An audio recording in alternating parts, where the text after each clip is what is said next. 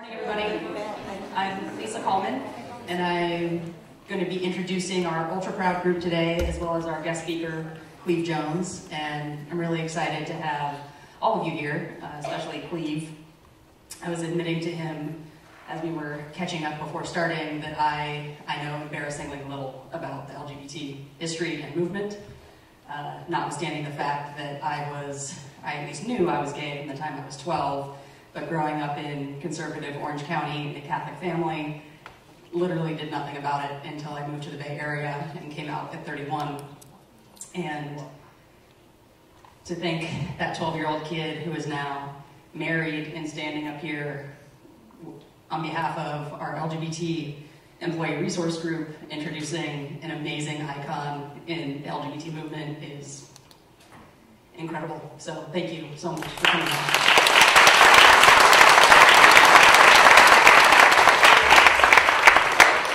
So I wanted to take just a couple minutes to talk about what UltraProud is, because I think we have the folks in the group who have joined, but this is our first official event for the group, and so a lot of you may not have heard what the group is or that we even exist. So as I mentioned, we're the employee resource group here at Ultragenyx for our LGBTQ plus community, and we were founded to celebrate the unique work and life experiences of LGBTQ plus employees and to foster an environment that allows people to bring their whole selves to work.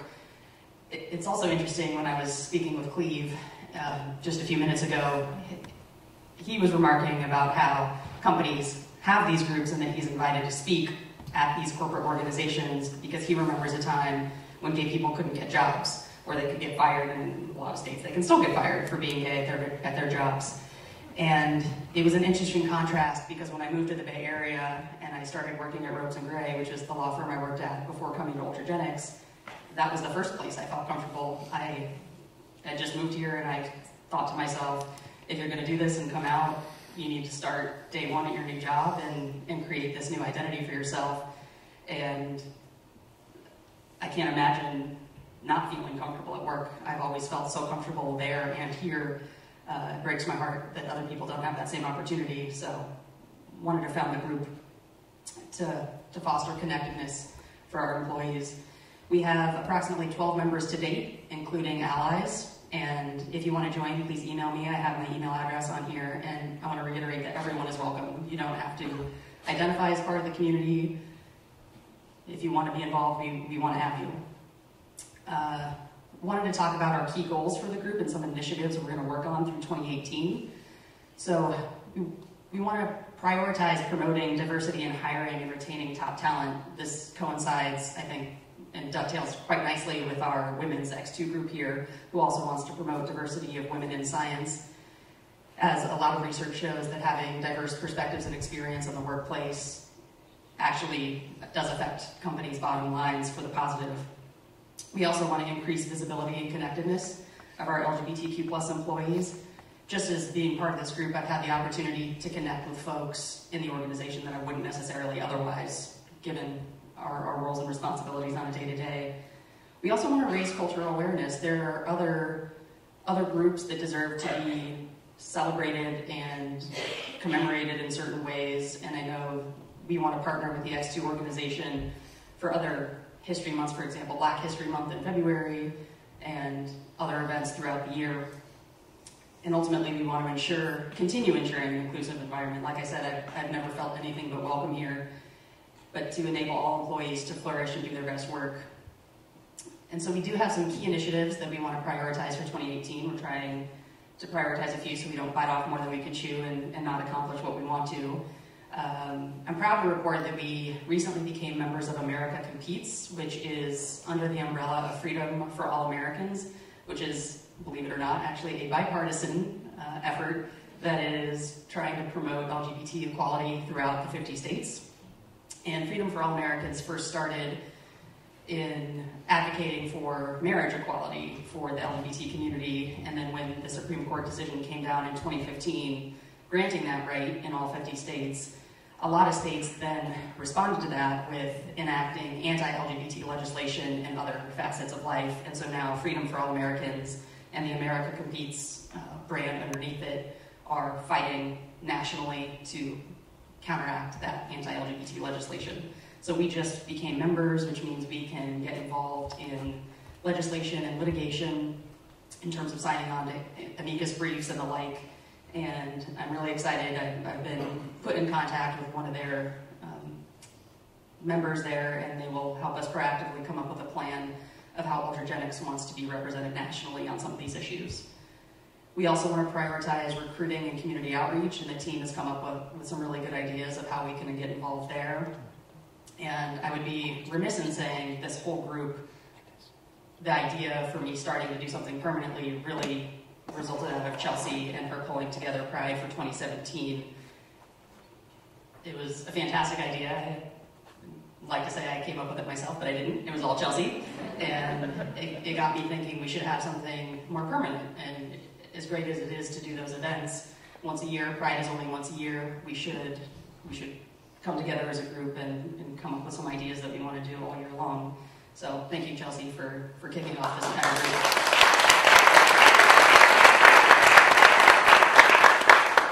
And so last but not least, we are, for those of you who don't know, October is LGBTQ plus History Month, and so we are kicking it off today by having Cleve Jones, who's an icon in the movement, who will be speaking to us. And I want to give special shout out to Matt Silverman for suggesting Cleve as an idea and contacting Cleve's people and negotiating all the contracts and doing all that fun stuff. I didn't want to negotiate any more contracts. And also Scuba and Lori, especially all the team for publicizing this event and getting such a great turnout. So I did include a couple photos. We didn't get photos from all the team members, but for folks who sent me photos, that's Chelsea and her son Pius at Pride, as well as Scuba and his husband Adrian at Amsterdam Pride, both earlier this year. And so, without further ado, I want to introduce Cleve. Actually, one last thing is to drive awareness for the other events that we're having this month. So we're kicking it off today with Cleve as a speaker. Next week, we're going to have Dustin Ensign and Lori Herrera attend the Out and Equal conference in Philadelphia to learn about ways in which we can incorporate equality and inclusion and education in our company, so they'll be coming back with some great ideas. The week of October 16th, we're actually going to be hosting a viewing of Milk in this room on October 19th at 4 p.m. We're going to have some light refreshments. I'm unfortunately out of town that week, and I'm really bummed that I can't make it, but I hope you guys can.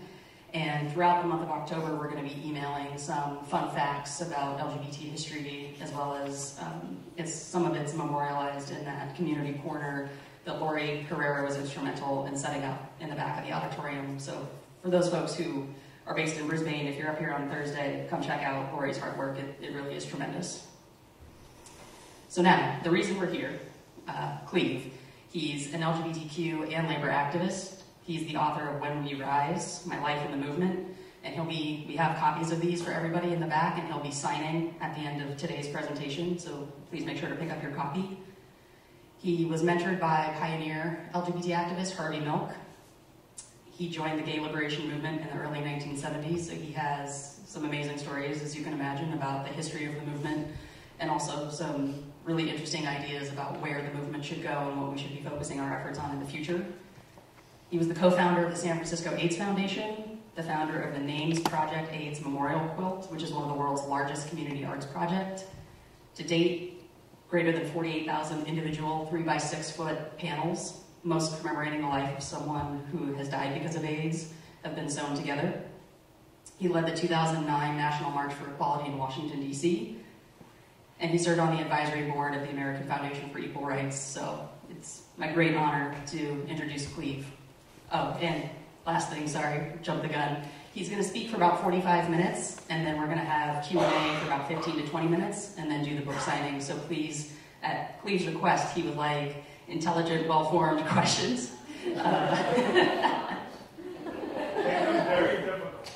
Exactly. So please.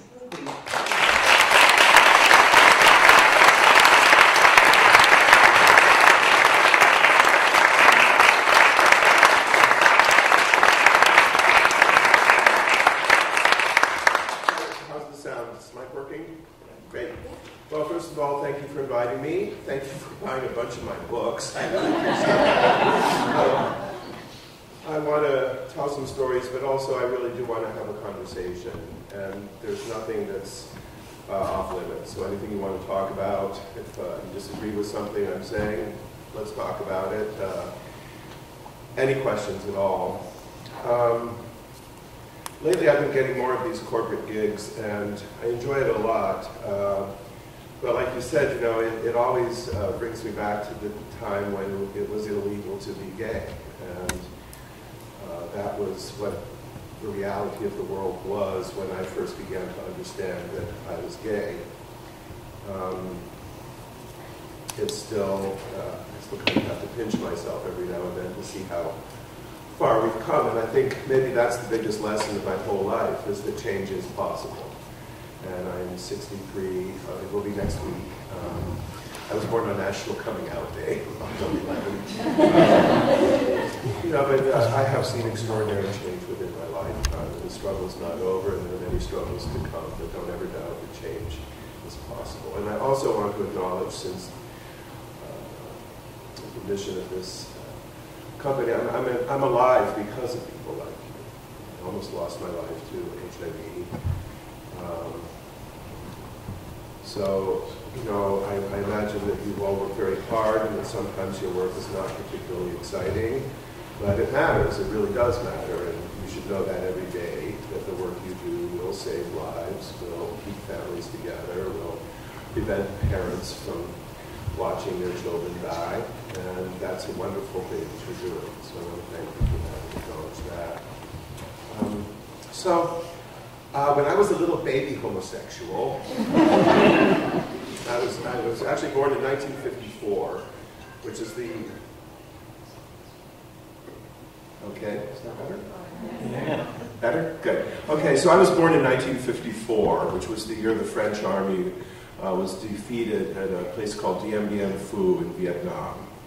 And U.S. involvement began. And 10 years later, in 1964, was the manufactured Gulf of Tonkin incident that gave our government cover to put in ground troops. And so I grew up with the war in Vietnam, and it was still going on when I graduated from high school.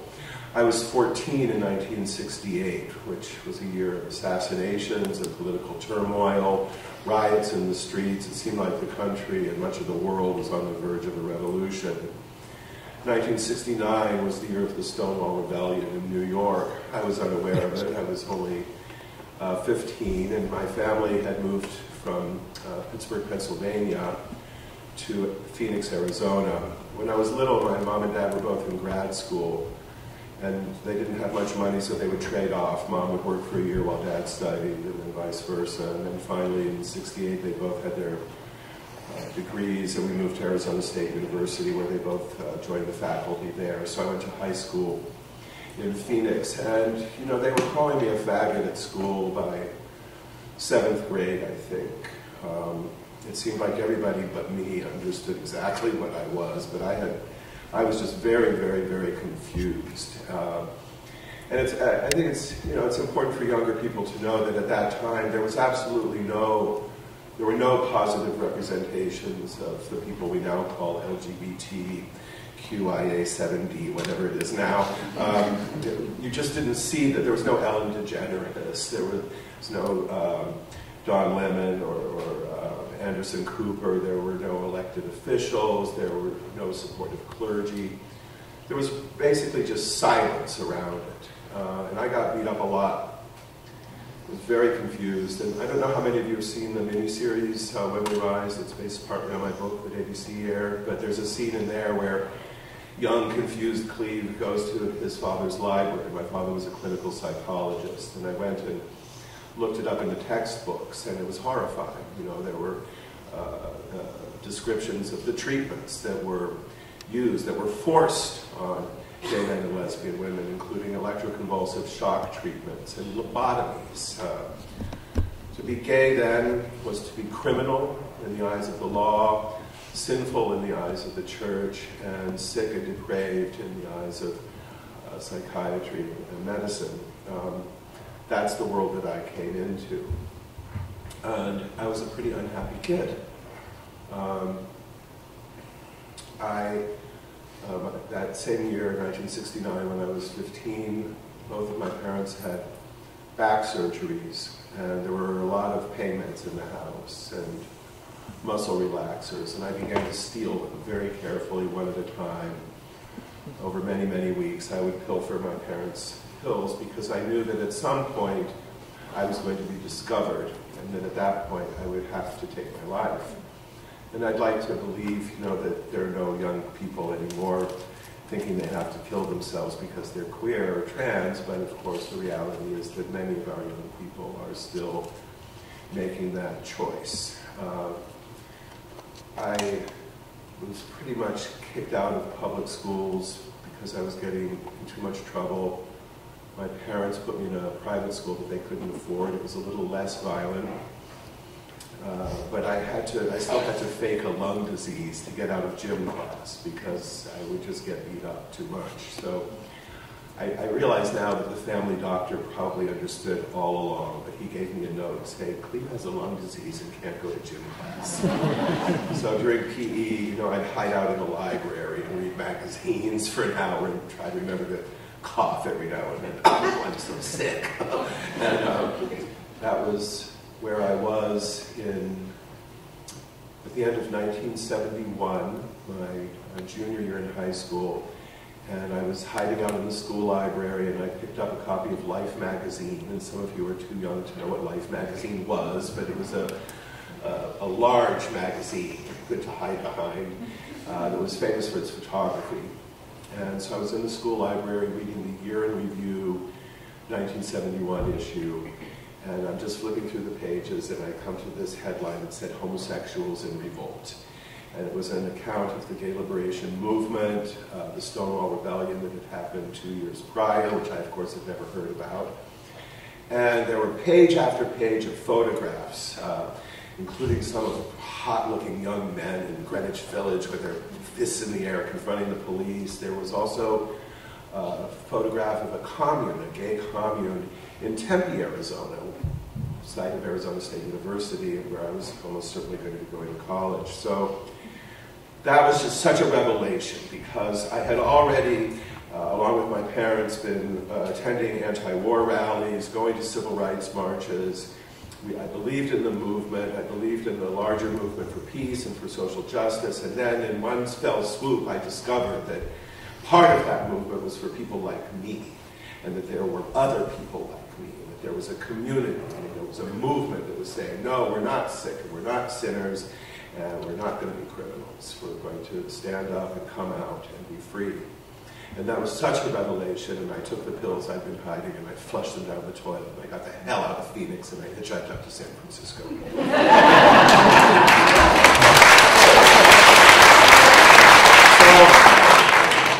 I landed in the Tenderloin.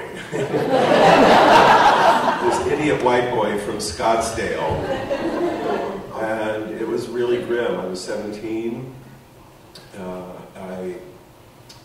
I had no education, I had no skills, and I was on the street. So I do know what it's like to be homeless, and I do know what it's like to be hungry, and I do know what it's like to have to do things you don't want to do in order to survive. And in the middle of that squalor, I was just so lucky. The first lesbians I met were Del Martin and Phyllis Lyon. Most of you have never heard those names, but they started the very first lesbian organization in the world. It's called the Daughters of Bilitis. When I met them, they were like fire-breathing lesbian feminists and out to smash the patriarchy. And I just thought they were amazing. I met so many of the great, known and unknown leaders of the community at that time. And of course, I met Harvey Milk. Harvey was really, I would say, the first adult to look me in the eye and tell me that I had value just the way I was, and that I did not need to change. My parents were trying to get me to come home, but only on the condition that I go into therapy. And I said, I'm not going to go into therapy. So I was cut off from them. I couldn't afford to go to college.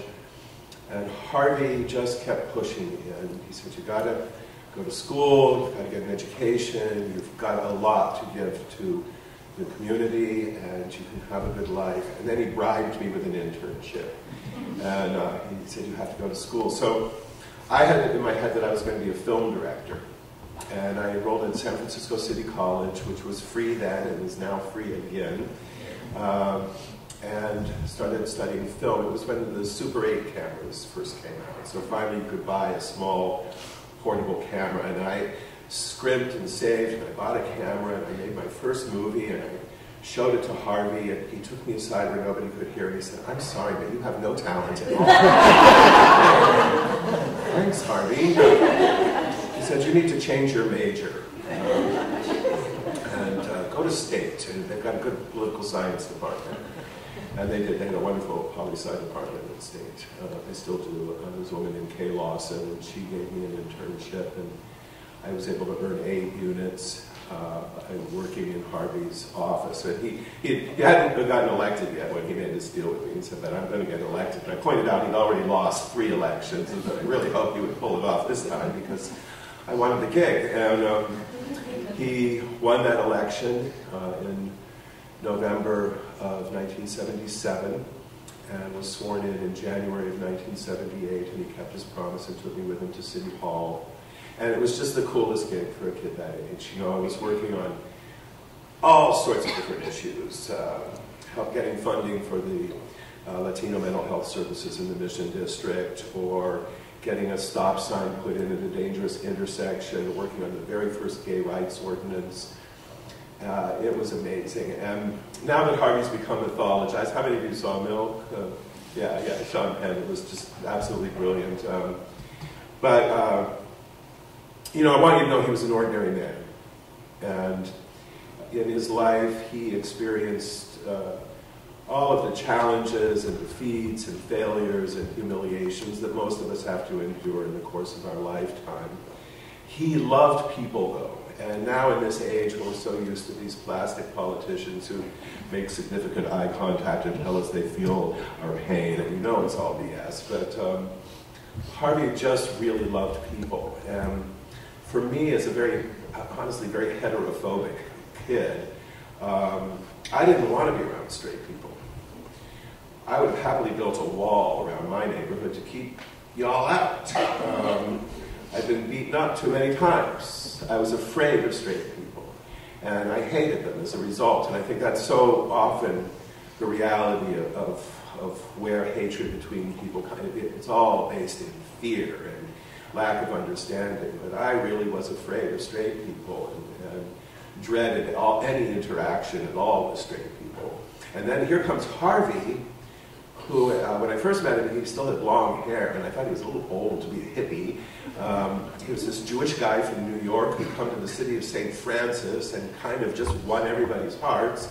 And I got to go campaigning with him.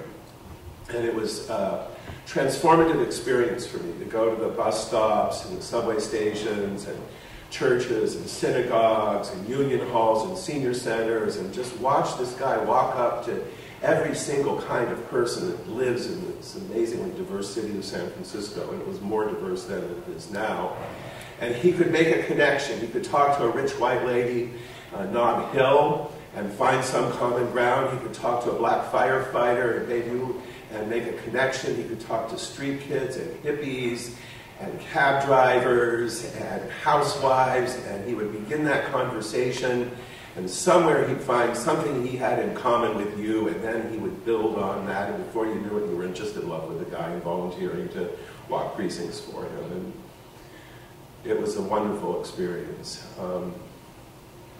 I got to work with him for 11 months, and then on the morning of November 27th, 1978, I went to work early because Ann Cronenberg, one of his 2 paid staffers, they were Ann Cronenberg and Dick Pavage. Annie had to go up to Seattle to be with her family for Thanksgiving, and I knew Harvey was going to be short-staffed, so I made sure I got in there early before him, but he wasn't impressed because I'd left a file that he wanted back at my apartment on Castro Street, so he dismissed me rather abruptly. He told me to go home and get the damn file, and I was crestfallen. He saw that. He said, I'm sorry, I'm just stressed today. Go get the file and take some lunch. Local 2, the hospitality workers is picketing one of the restaurants. Go and say hi to the workers and let them know I support them, and we'll get together this afternoon. So I went back to the Castro and got the file. And I was walking down Castro Street to the Patio Cafe, which is still empty all these decades later. And there's the picket line with Local 2, and I marched around with them for a while, and then the 24 Divisadero bus pulled up, and a young woman yelled at me out of the window, "Cleve, they shot the mayor." And I couldn't imagine who would kill George Moscone. He was the most charming man, like just this old school Italian, charismatic, liberal Democrat. And he and Harvey had really come up with the notion of a progressive coalition that would bring together feminists, environmentalists, trade unionists, racial and ethnic minorities, and the what we now call LGBTQ. And we took power, and we won. We took the mayor's office, and we got a majority on the board of supervisors. And George Moscone had been very kind to me. I didn't know him well, but he was very kind to me and used to tease me in a way that I really enjoyed. And so I grabbed a taxi and I got down to City Hall, and I entered on the Van Ness side of the building. As you probably know, the mayor's office is on the Polk Street side, the east side, and the board chambers are on the west side. And I ran in looking for Harvey and ran up that big staircase, because Harvey said that you can never take the elevator in this building. You have to go up and down this grand staircase and always make an entrance. And I remember racing up there, heart pounding. And back then, this was before the earthquake, it was a little bit different configuration. There's the public hallway, and then parallel to that is a private hallway. And off of that hallway were all the individual supervisors' offices. And I had a key to the passageway between them, and I ran there, and I remember fumbling with the key and opening the door and racing in and yelling out, "Harvey, where are you? Where are you?" And then turning the corner and seeing his feet sticking out into the hallway. And I knew it was Harvey because he only had one pair of dress shoes, a pair of secondhand wingtips. And in my memory, it sort of goes into slow motion, and I walk closer, and then I peer around, and I had never seen a dead person before. I've seen many since. But there's nothing like the horror of seeing up close what bullets do. And whenever I watch news like came in yesterday, it takes me back to that and just the utter horror of it. What went through my mind was, it's over. It's just all over. He was my mentor. I still wasn't speaking to my father. He wasn't speaking to me. So Harvey was like my dad. He was the guy I went to when I was upset and needed solace or accomplished something and wanted to be congratulated. He was one of our leaders. He was not the first to be elected, but one of the very first.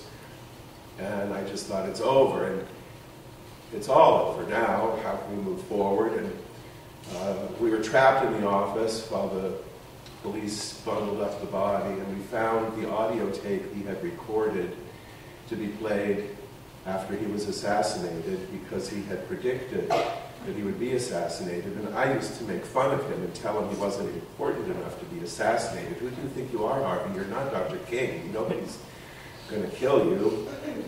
And we're playing the tape and listening to his voice while his body's in the hallway. And I just thought, it's over now. It's all over.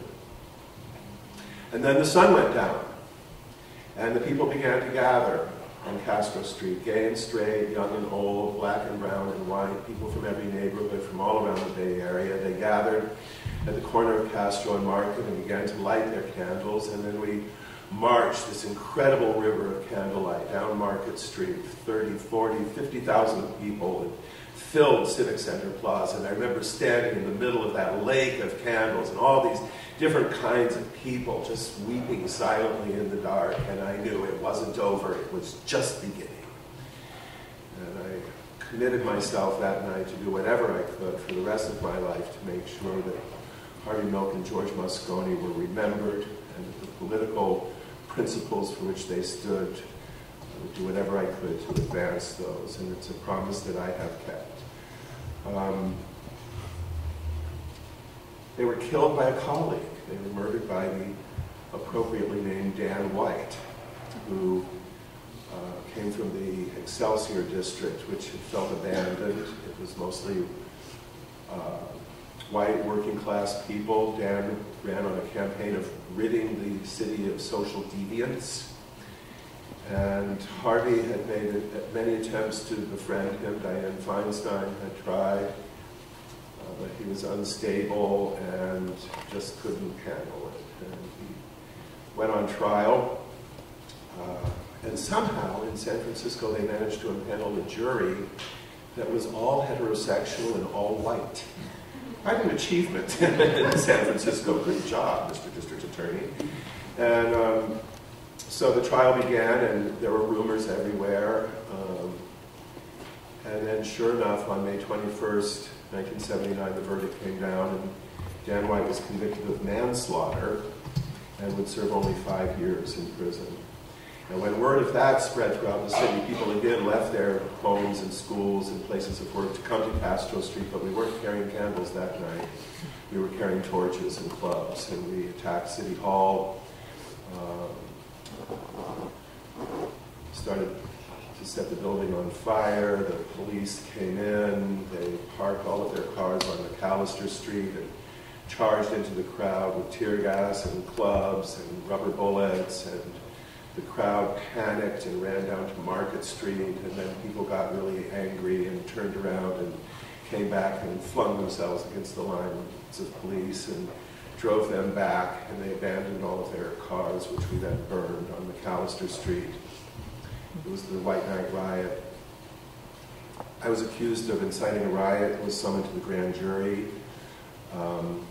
I don't know if you know about grand juries, but they're really a strange thing and scary, and you can't have a lawyer present. So you're there and you're being interrogated, and they tell you right at the beginning that it's secret, and you can't discuss it publicly, and you can't have a lawyer, but you can go outside of the courtroom to consult with your counsel before responding to any question. So when I went into the grand jury, I had a big thing of yellow legal paper and some number 2 well-sharpened pencils. And when the foreman asked me to state my name, I said, "Could you repeat the question, please?" "What is my name?" "I respectfully request permission to consult with counsel before responding." I went outside. I hate to admit it, but I used to smoke. I had a cigarette. Talked to my lawyer, went back in, sat down, I said, "Cleve Jones." And then they said, "What is your address?" "Well, could you repeat the question, please?" "Yes. Address." Outside, had some coffee, a cigarette, sat in, sat down. 593A Castro Street, and I won't go, but it took all day. And they finally got my name and address, and the fact that I was a student, and then they threatened me with jail, and I said, will you answer these questions? Would you repeat the question? And then I came back in, and I said that I would answer their questions, but that I was going to publish the questions that they asked and the answers that I gave, because I was a community organizer and I'm not going to be testifying in secret. And then he said, they came to the big moment, and he said, "Well, I want you to describe in detail the manner in which you proceeded from the corner of Castro and Market Street to San Francisco Civic Center Plaza the night of May 21st, 1979. I asked him to repeat the question. I went outside, and then I came back in, and I sat down, and I said, "On foot." And was then dismissed. A few days later was the Pride March. I don't think we were calling it Pride yet. I think it was still called Gay Freedom Day. And I was getting a lot of death threats. So I had the biggest meanest women I knew all around me in the march to protect me. And as we're marching up towards Civic Center, all of a sudden this guy came off the sidewalk in kind of a gray suit, and he pointed at me and he said, Cleve Jones, Cleve Jones. And I said, yes, and he said, I was on the grand jury. Girl, you were fabulous. We are everywhere. The upshot of that, of being accused of something I did not do, I did not incite a riot, and having to go to the grand jury, was that I got offered a job. And when I'm talking to young people, I tell them this is not career guidance, okay? In my case, being accused of starting a riot got me hired by the Speaker of the California State Assembly to go to Sacramento. I was the first openly gay person to be given such a job, and I was assigned to the Assembly Health Committee. So my job there was to analyze all of the bills that were coming to the Assembly Health Committee, and then advise the Democratic members on what the Democratic leadership position was on everything from asbestosis to Alzheimer's, including mental health funding, and I didn't know anything about any of it. So the first thing I did, my first day at the office, was to fill out subscription forms for all of the journals regarding public health issues, including the Morbidity and Mortality Weekly Report out of the Centers for Disease Control. And it was in that publication in June of 1981 that I read the first 4 paragraphs that were written about the disease we now call HIV/AIDS. And it described clusters of otherwise healthy gay men of many different races in Los Angeles, California, Los Angeles, San Francisco, and New York, who were suffering from a disease called Kaposi's sarcoma, and a very aggressive form of pneumonia, I'm sure you know, pneumocystis,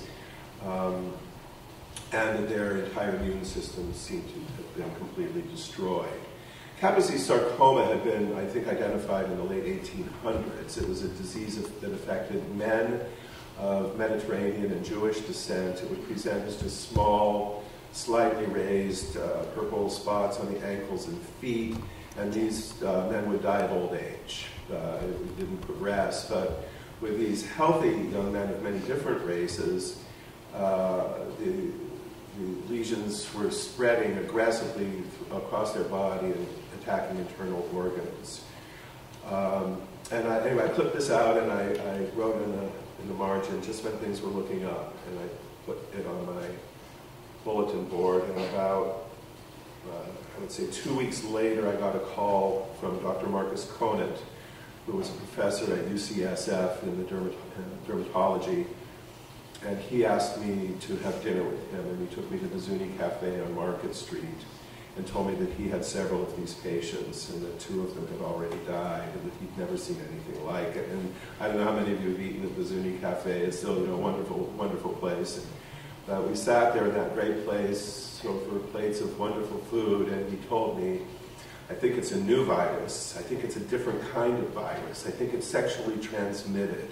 I think it has a long dormancy or latency period, and I think it's fatal, and I think it kills people by destroying the immune system.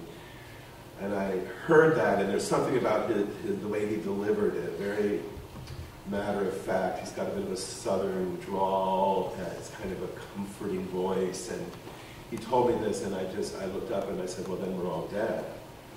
And he said, probably. That was the late summer of 1981. By the fall of 1985, almost everyone I knew was dead, or dying, or home caring for someone who was dying. It just was like an avalanche came through.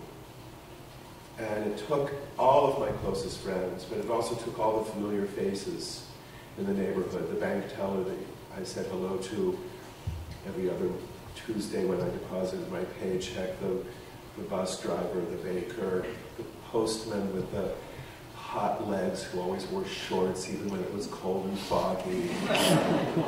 They all just disappeared, and I began to despair.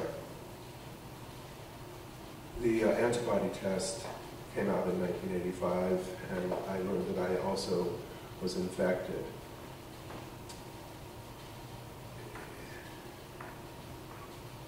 I don't think I can convey the horror of it. But I was desperate, and we were all desperate, and November came, and we approached the anniversary of the murders at City Hall, and every year on November 27th, we march again. We gather at Castro Market, and we light our candles for Harvey and George, and we walk the walk down to City Hall, and I was out organizing it. I had my staple gun and my posters with mimeograph. Mimeograph. Any of you remember mimeograph? You get really high from the fumes. But that was how I organized then, with a bullhorn and a staple gun and a mimeograph machine. And I'm going up and down Castro Street, putting up these posters in the telephone poles. And they stopped at Marcelo's Pizza, it's still there, and got a slice and a Coke. And I'm standing out on the sidewalk with my friend Joseph, and we're taking a break and talking to people go by, and I look at the newspaper rack, and it's the San Francisco Chronicle headline, and there's 1,000 dead already. And I remember standing at that corner, I'm sure most of you have been to that intersection, and standing there, and looking at all the beautiful restored Victorians, and the restaurants, and the cafes, and the bars, and smelling the coffee and the food, and hearing the music and laughter, and you're standing at the epicenter of this extraordinary tragedy, and of those first 1,000 who died, almost every one of them lived and died within 6 blocks of that intersection, and there was no evidence at all.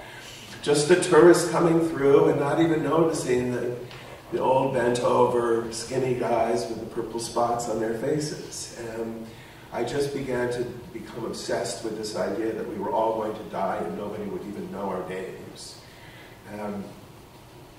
My friends, believe me, of my circle of friends, I was the least interesting. If my friends had lived, they would be serving in the House of Representatives and the United States Senate today. They would be taking home not just Oscars and Emmys and Tonys, but Pulitzer Prizes and Nobel Prizes. My friends were extraordinary people, and they all died. And they died young, and they died horribly. And I was furious, and I was terrified. And that night, as people began to gather on November 27th, 1985, for the Candlelight March, I had Harvey Milk's old bullhorn, and I talked to the crowd of thousands of people in the fog and drizzle, and I said, you know, we've lost a lot more than Harvey Milk and George Moscone, and I want you all to write down the names of the people you know who have been killed by this disease. And the stigma was so profound that people were ashamed and embarrassed to even write the names of their lovers and their roommates and their colleagues who had died. And finally, one kid took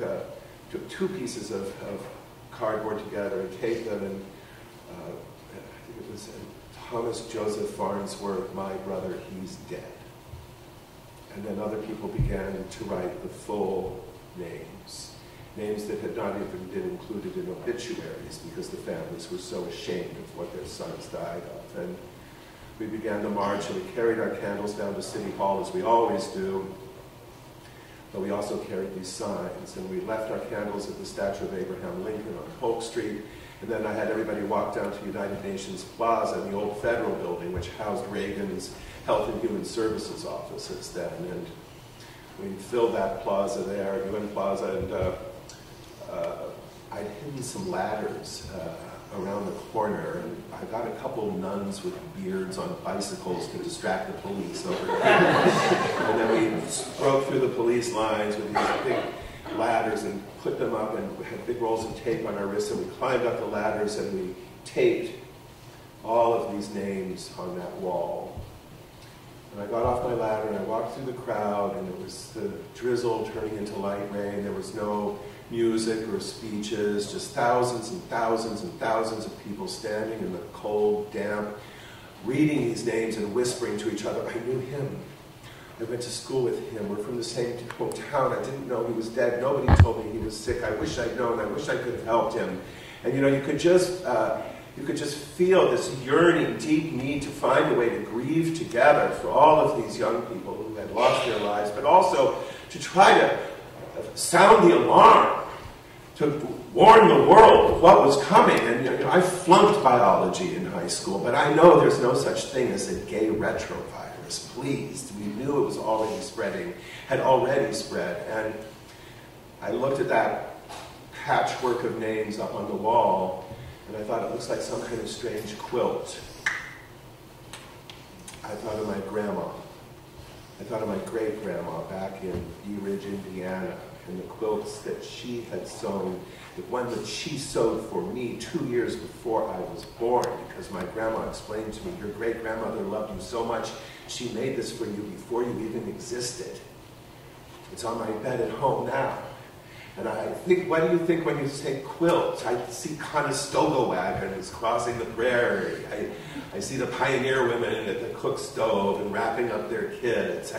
I see slaves in the deep south hoarding remnants of fabric and sewing them together into works of art that warmed and comforted people. It's a very American folk art kind of symbol to me, and I thought, perfect.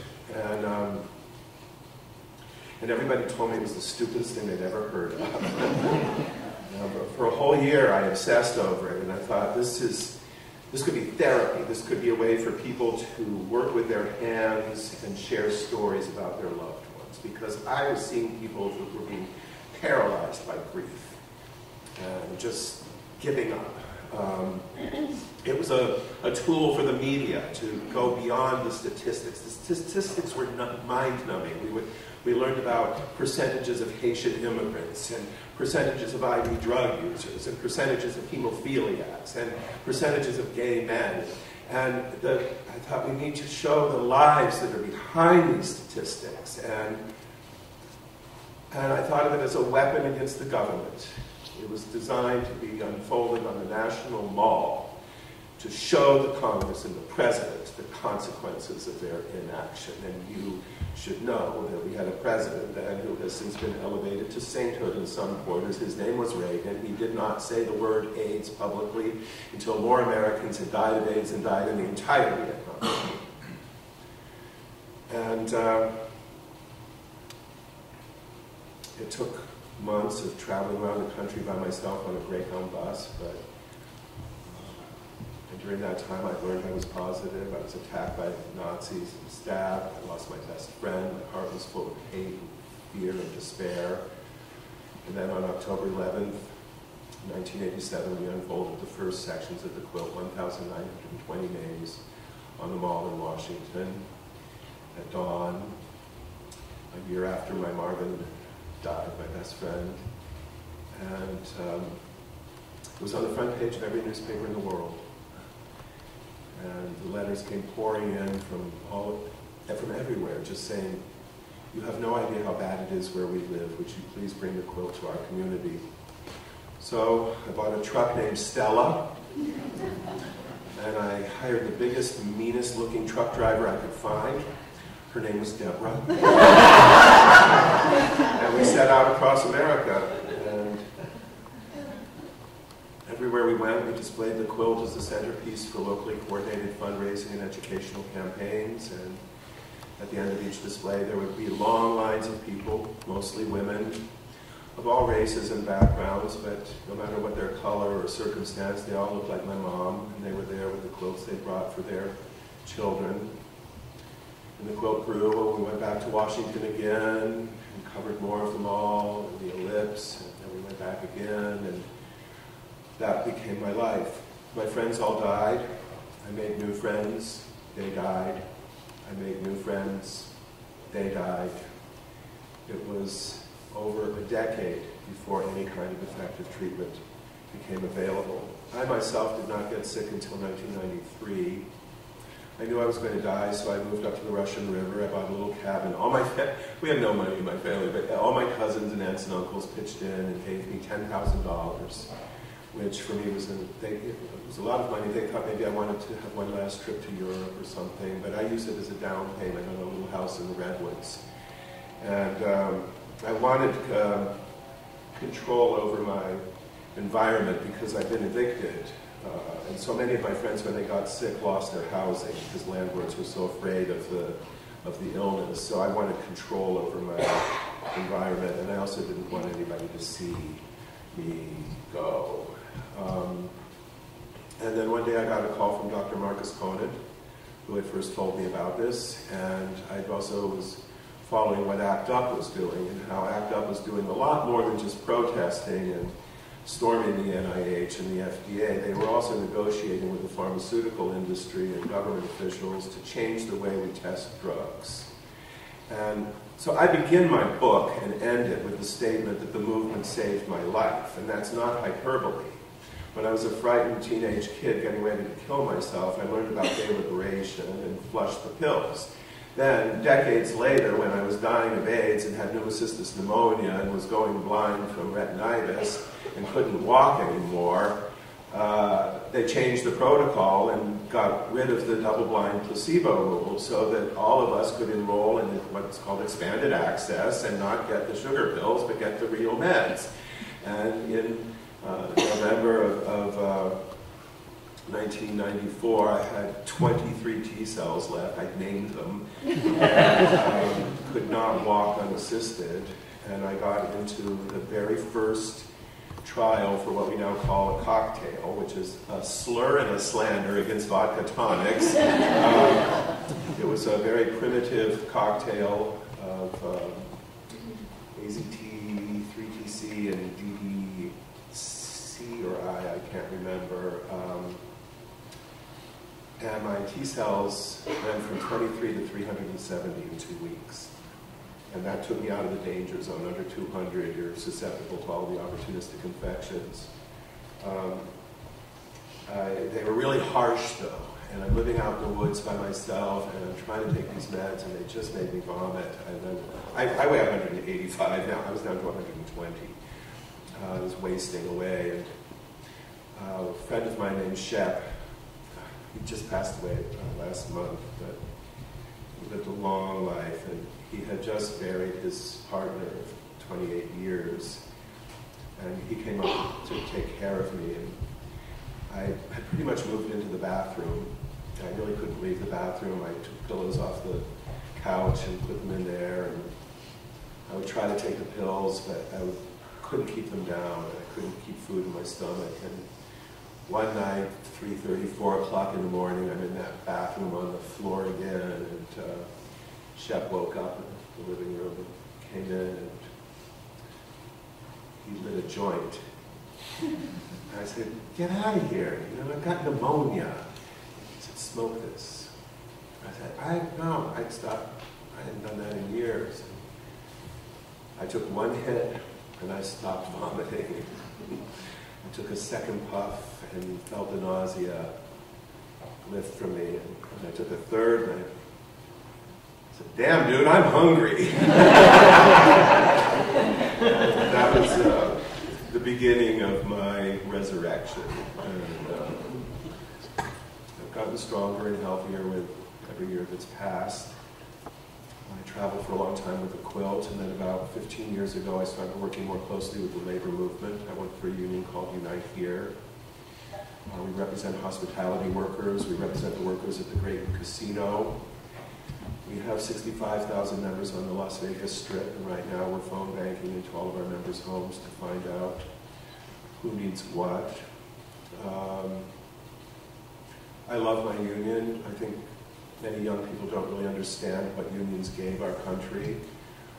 In Las Vegas, there's a middle class. It's because of my union, because we say that the people who work in the service industries ought to be able to support themselves and put their kids through school and buy homes. So that's what we do. Our union is mostly women, mostly immigrants, women of color. Think of the women that clean the hotel rooms when you're going to conferences. Those are our members. Please leave tips. Please don't patronize union hotels that have picket lines. There's a website called fairhotel.org where you can find hotels that respect their workers. We make a difference when we win victories. The women who work so hard doing that work go home with more money in their pockets. They've got better health care. They are treated with more respect on the job. They have safer working conditions. And they can support their families. And they are among the most hardworking and inspiring people I've ever encountered in my life. And I'm grateful to work for them and to attempt to represent them. I have one little anecdote that I always like to end with, but I see we're getting close to running out of time here. But I want to say something about this past November. There have been so many times in my life when I thought it was over. As a kid, contemplating suicide, and then I found out about gay liberation, and my life wasn't over. It was just beginning, and then I came to San Francisco, and Harvey Milk mentored me and lifted me up, and then I lost him, and I thought it was over, but it wasn't over, and then AIDS came and killed all my friends and almost killed me, and I thought it was over now. For sure it's over now, but it wasn't over, because ACT UP stormed the FDA and the NIH and got those pills for me just when I needed them. It wasn't over, and I remember going to the supermarket for the first time, being able to walk on my own and seeing another friend of mine who'd been near death and got into the same clinical trial, and he was looking pretty good, and we're standing there in the produce aisle, and he said, well, maybe we're not going to die. And I said, well, maybe not, you know? And then he said, but we'll never be happy again. I said, no, we will never, ever be happy again. And then this November. And I have a younger boyfriend. We text a lot. He was in Washington on business, and I was in my apartment on Castro Street. I'm watching the results come in, and the states go down, and I hear Florida's gone, and I texted him, it's over now. He said, it's not over, don't give up. And then Pennsylvania goes, so I called him up, and I start yelling at the phone, and he listens patiently, and then he cuts me off, and he said, honey, you just went from 0 to Auschwitz in 30 seconds. Calm down. Are you alone in the apartment? He said, yes. He said, well, you need to hang up and get down to the street. And I did what he told me. And I went down to Castro Street, and soon there were dozens, and then there were thousands, and then there were tens of thousands, and we were gay and straight and young and old and black and brown and white, and it wasn't over. We're going to continue to fight. And I just know that every one of you in the course of your lifetime are going to, if you haven't already, get to that wall that you think you can't get over, and you think everything's gone. And I just want to tell you it's never over. You've got to keep on fighting. And next week I will be 63 years old, and I am healthy, and I am happy, and I am in love, and I am still fighting. So that's what it's about for me. Let's talk. Do you have any questions?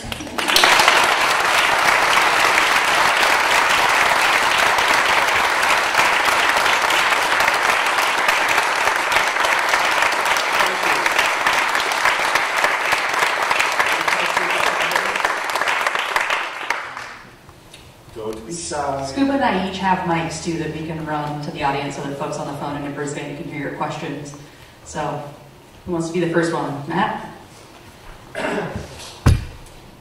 One, I want to thank you for coming, because when we started the UltraProud group, the first thought in my mind was having you come and speak about your experiences.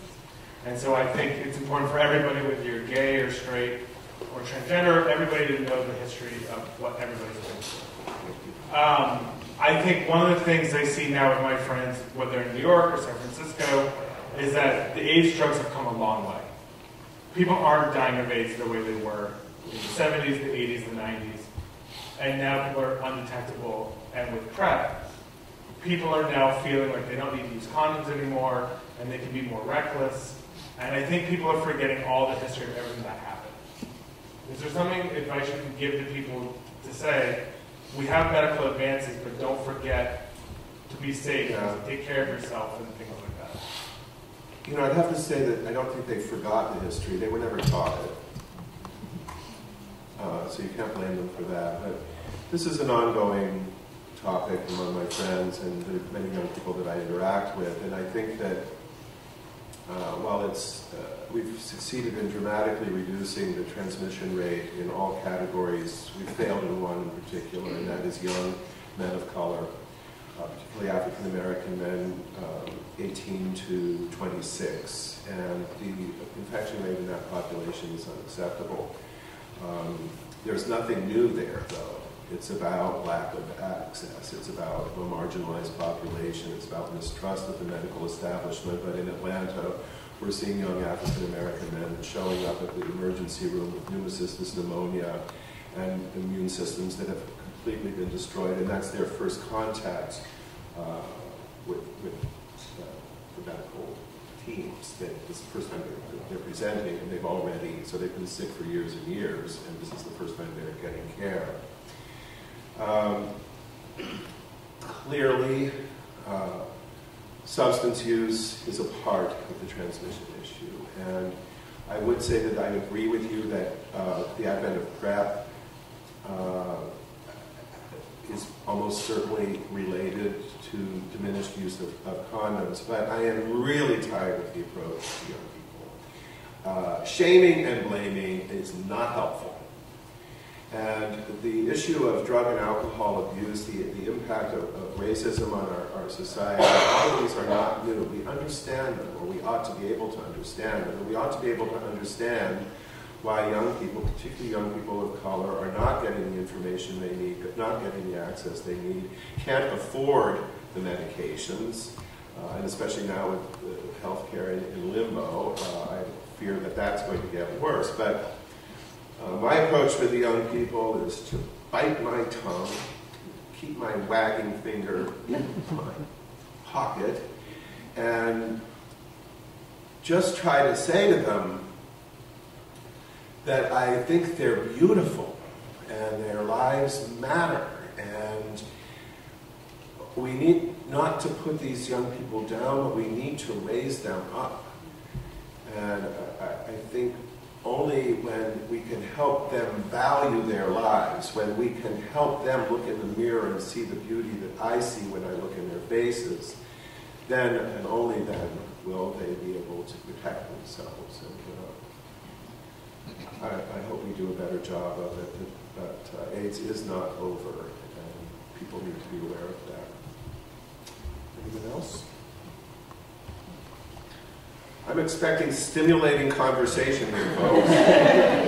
Well, I actually had a question based on part of your response, which was they didn't forget history, they were never taught it. That was actually something, I never learned a single thing about LGBT history all throughout. I went to Catholic high school, so that would explain high school, but I went to public school in California from the time I was in kindergarten through 8th grade. Are you aware of any pending or existing legislation to get that into education? It's going into effect now. So former State Senator Mark Leno got a bill passed that requires the LGBTQ history to be part of the curriculum. And so in California that will happen. But this isn't just an LGBTQ thing. Americans tend to be disinterested in history. We tend not to study it, we tend not to learn from it, and we tend to repeat it. So I don't think we can single out our community as being worse. But yeah, a lot of people are really squeamish about it. And as it relates to HIV prevention, also, like, one of the things that really angers me is when I hear people say to young people, how did you get infected? Everybody knows about AIDS, everybody knows how to protect themselves, everybody knows about safer sex and the rest. No, they don't. And if they grew up in a Catholic school district, or any of the many school districts in this country that are dominated by right-wing religious fundamentalists, they're not getting any education about anything to do with sex or gender, period, let alone HIV/AIDS prevention. So don't think these kids are getting all the information that they need. But what we also know is that public education campaigns, when they are targeted, when they are explicit, and when they are repeated over and over and over, do have an impact. But we have not been very good at sustaining those messages, and we need to do a better job. Anything else? Yes? So, it's pretty liberal, but I got some really, really lefty progressive friends.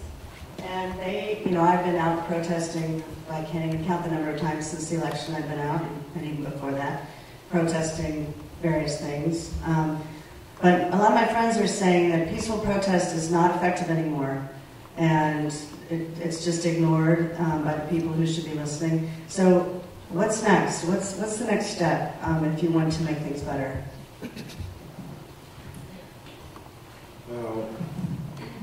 I can't minimize, I'm not going to even attempt to try to minimize the danger we're faced right now.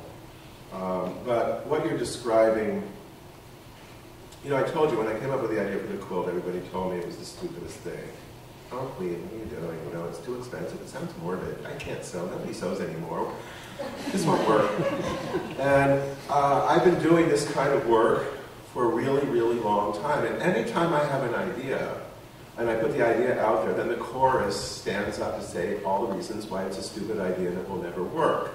And so we have on the left in particular these endless debates where we say, oh, you know, what's the point of voting?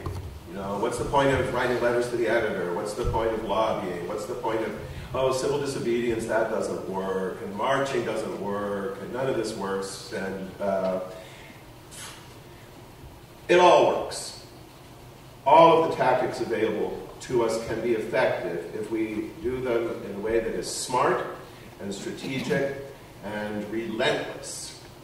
And if there's one thing I have learned over the decades, it's the importance of endurance. And right now, it's important for everybody to take responsibility to do something. So when the naysayers start squawking and telling you all the things that don't work, just ignore it. There are a whole range of tactics, short of violence, that are available to us. And we need to do them. But we need to be smart, we need to be strategic. And we also need to calm down a little bit with the nastiness. I mean, I could not look at Facebook this morning or last night because this tragedy has unleashed some of the cruelest commentary I've seen in a long time, from the left and the right. I'm sick to death of it. I'm sick to death of the I guess the expression is siloing. That we're, you know, just in these little echo chambers squawking at each other. So there are some of these people that I've written off, and I'm not going to waste my breath on them. They're racists. They are homophobes. They are ignorant. And I don't think anything you or I can do is going to break through that. But then there are those whose hearts and minds can be changed and must be changed. And one expression, a phrase I hear a lot from young people right now is, it's not my job to educate you. Google it. No, it is your job to educate you. And any campaign I've ever worked on that was significant and moved us forward, I had to deal with people that were racist, unapologetically homophobic, misogynist, Republican, Trump supporters, and you got to bite your tongue and make eye contact and wait for that moment when you can find that common ground. And I'm not saying waste that energy on everybody, but I have members of my extended family who voted for him. And I know that if I get in their face and scream, I mean, my brother-in-law's father just passed away a few months ago, and he lived in Arizona. He voted for Trump. He was always Republican,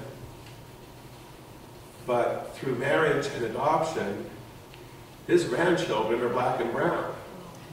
And I'm very, very gay. And his black and brown grandchildren were the love of his life, and I sat at his table for I don't know how many Thanksgiving and Christmas dinners. So he voted for this guy who I believe is a racist, homophobic pig. But I couldn't yell at Jack and say you're a racist and a homophobe, because he's not. So there again, you gotta have the patience and the determination to change hearts and minds and know that it's possible. And I come out of a movement that did just that. We changed the way people all across the world viewed homosexuality. And we did it in a rather astonishingly short period of time. So it is possible. I will take one more question, and then I have one quick story, and then I got to get out of here. Anybody have anything?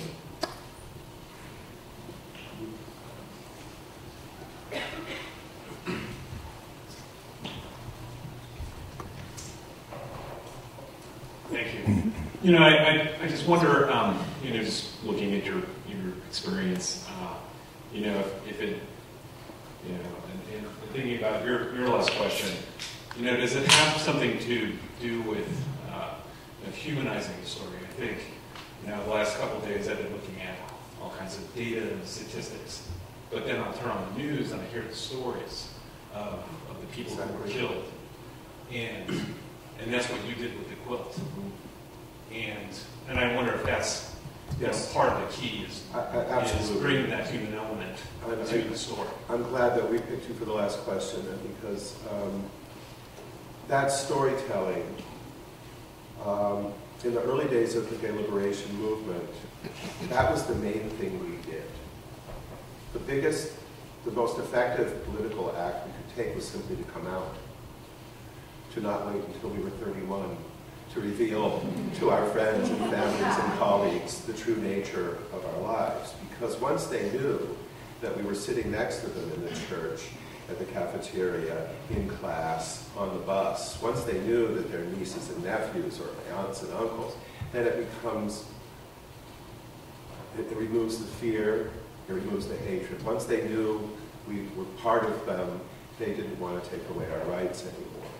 We use storytelling in the labor movement, and in the hotel industry where I focus, the bosses of the big hotels want the workers segregated. So if you go to a cafeteria of a big, large hotel where the employees are eating, you'll see one table that is black people, you'll see one table that's Asian people. They'll have departments that are segregated by race or language. So like the front of the house, the people that you meet when you check in, they're usually attractive young people, mostly white, not entirely, but usually college kids. Then, depending on which city and who's living there, the laundry will maybe be all Filipinas, and then the parking valets will be from Eritrea or Ethiopia. And it's to the employer's advantages to keep the workers separate so they can't organize to get better pay and safer working conditions. So when we're organizing the workers in one of these big hotels, and some of these hotels have 1,500 employees, the first thing we do is bring the workers together to tell their story. So the single mom from El Salvador who has whose family history was civil war or fleeing narco terror, who's sending money home to her mom, can meet the woman from Jamaica and the guys from India that are parking the cars and begin to tell those stories and find that common ground.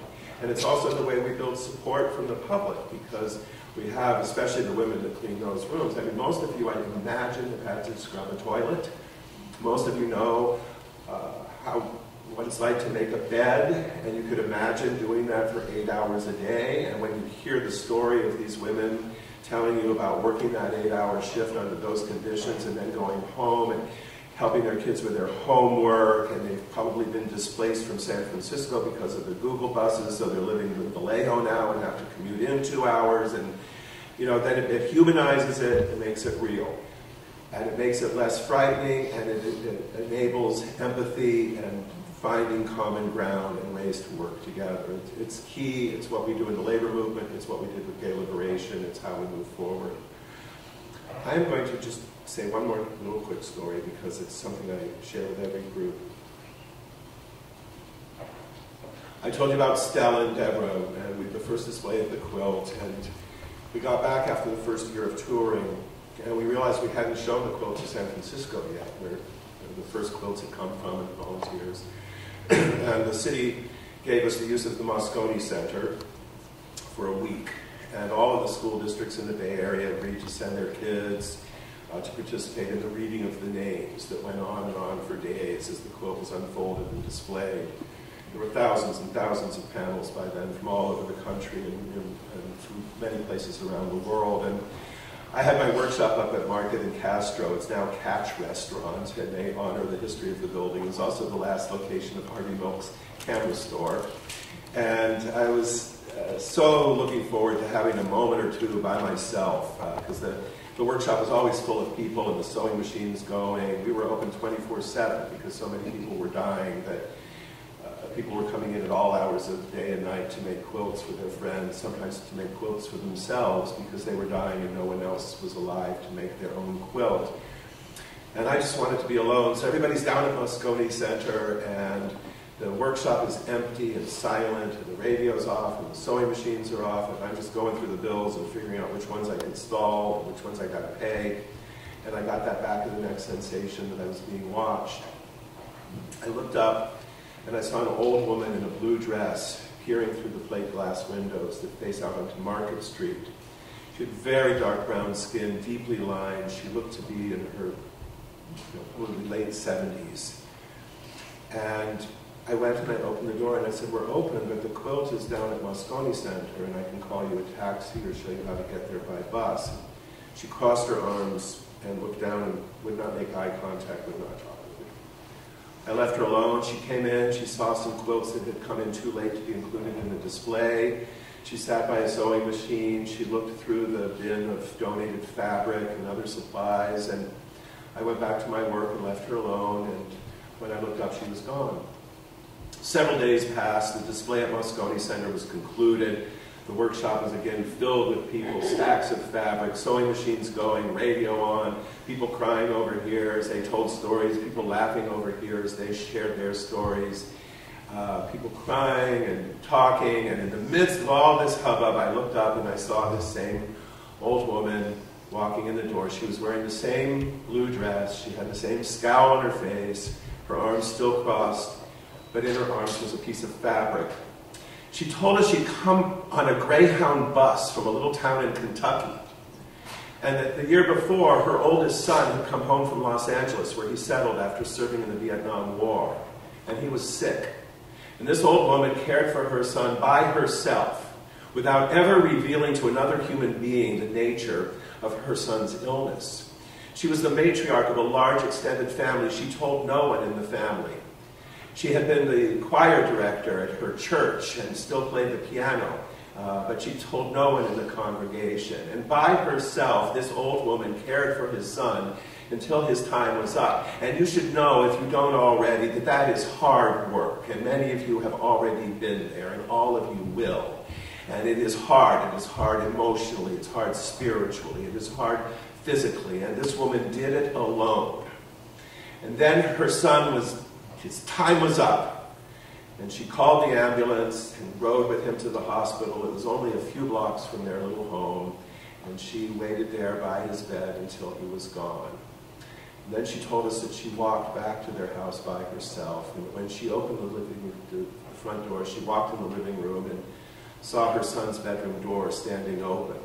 And through that door, she saw the towels and the pills and the IV rack and the bedpan, and she closed the door and she locked it. And she never opened it again. A year passed, and she was waiting to see her dentist. And as she sat in that lobby, she picked up a back issue of People magazine, and in there read a story about the quilt. And she got on a Greyhound bus and traveled by herself across the United States of America to the corner of Castro and Market Street, and told us this story and how much she loved her son. And then she handed us the fabric that was in her arms and said, "This is my son. I have to go home now and clean out his room." And I felt so proud at that moment and so grateful that we in the Castro, who were mostly young and white and gay, had managed to create this symbol that found this old black woman alone with her grief in the hills of Appalachia and connected her and her son and their struggle and their love with all of us, all the many different kinds of people all across the planet who in the course of fighting back against this disease came to finally understand what a tiny planet it is that we inhabit and how irrevocably all of our lives are linked. That was the lesson we had to learn from AIDS. That was the message of the quilt. It's everything about everything we are struggling against. Our lives are linked. They matter. The decisions we make matter. The choices we make in our lives matter not just to ourselves, but to everyone all around us and ultimately everyone on this planet. Every one of you has a responsibility to help us move forward. I'm still doing this work because I love it. And I hope that every one of you will look deep into your hearts and find a way that you are going to contribute. And I hope you find something to do that I love as much as I love talking to you.